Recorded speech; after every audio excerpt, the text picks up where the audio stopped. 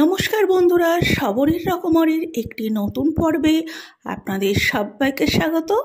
আজকে আমি আপনাদের সাথে শেয়ার করতে চলেছি একটি Kashmiri chicken recipe, but in Bengali style. এই অতি সুস্বাদু চিকেন রেসিপিটি আপনারা বাড়িতে থাকা স্বল্প উপকরণ দিয়ে অতি সহজেই বানিয়ে নিয়ে সকলের মন জয় করে নিতে পারবেন। এই রেসিপিটি ভাত, রুটি, পরোটা, লুচি সমস্ত কিছুর সাথে একেবারে পারফেক্ট। তো চলুন বন্ধুরা, রেসিপিটি বানানোর পদ্ধতিটি শুরু করা যাক। আজকের রেসিপিটি বানানোর জন্য আমি এখানে 750 গ্রাম চিকেন নিয়ে নিয়েছি। খুব ভালো করে ধুয়ে নুন মাখিয়ে রেখে দিয়েছি, আর এটাকে ঢাকা দিয়ে আমি 10 মিনিটের জন্য রেখে দেব। আর ততক্ষণ আমি এখানে একটা মশলা বানিয়ে নেব। তার জন্য নিয়েছি তেজপাতা, দালচিনি, ছোটো এলাচ, লবঙ্গ, শুকনো লঙ্কা, মৌরি আর কালো গোলমরিচ। আর এখানে সাধারণত কাশ্মীরি লঙ্কারই ব্যবহার হয়, কিন্তু কাশ্মীরি লঙ্কা অ্যাভেলেবেল না থাকা আমার কাছে আমি এখানে শুকনো লঙ্কা ব্যবহার করেছি। তো রেসিপিটা খুব একটা ঝাল হলে হবে না, সেই জন্য লঙ্কা থেকে দানাগুলোকে আগেই বার করে নিয়ে তারপর রোস্ট করতে দিয়েছি। আর এখানে প্রথমে আমি একটু স্টার অ্যানিসটা অ্যাড করতে ভুলে দিয়েছিলাম, তো পরে স্টার অ্যানিসটা আমি অ্যাড করে দিয়েছি। আর সেই জন্য আমার ভিডিওতে স্টার অ্যানিসটা প্রথমে আমি মশলার সাথে দেখাতে পারিনি। পুরো মশলাগুলো ড্রাই রোস্ট করে ঠান্ডা করতে দিয়েছি। ঠান্ডা হলে আমি মিক্সিতে গুঁড়িয়ে নেব। এদিকে কড়াতে আমি সাদা তেল গরম করতে দিয়েছি আর 1 চামচের মতো বাটার দিয়ে দিলাম।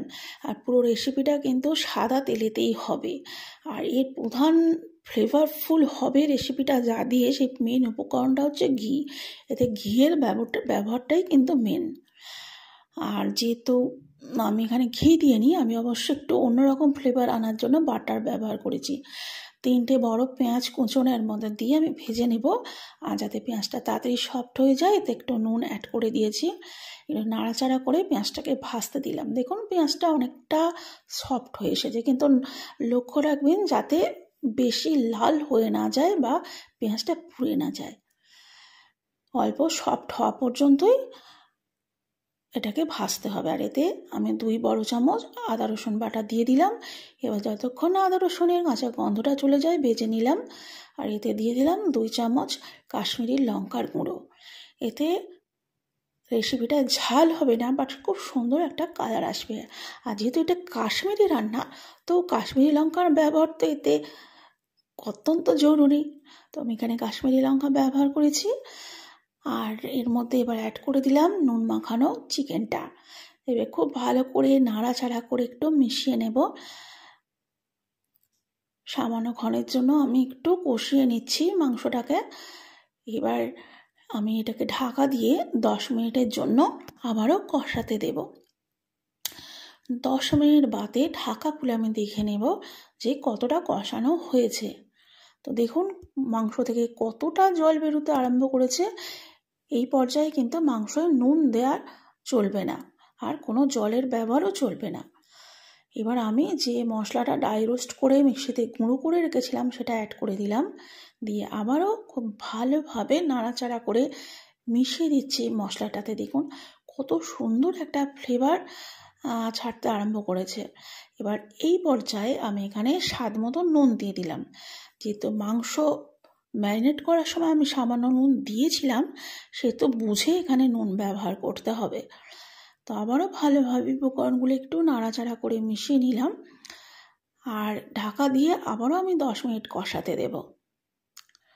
10 মিনিট বাদে ঢাকা খুলেছি। এবার দেখে নিন জলটা একটু মরে এসেছে, যে তেল ভাবটা। এবার আমি এর মধ্যে অ্যাড করে দিলাম 3 চামচ টক দই, যেটা সামান্য জল দিয়ে আমি ফেটিয়ে রেখেছিলাম। এতে কিন্তু কোনো প্রকার টমেটো বা চিনির ব্যবহার একেবারেই চলবে না। টক দইতেই মাংসটা রান্না হয়ে যাবে। তো আবারও আমি ঢাকা দিয়ে 5 মিনিটের মতো রেখে দেব। 5 মিনিট বাদে ঢাকা খুলে দেখলাম যে জল ভাবটা ছিল সেটা অনেকটা শুকিয়ে এসেছে, আর কষানোর ফলে 50% মতো সিদ্ধ হয়েই গেছে।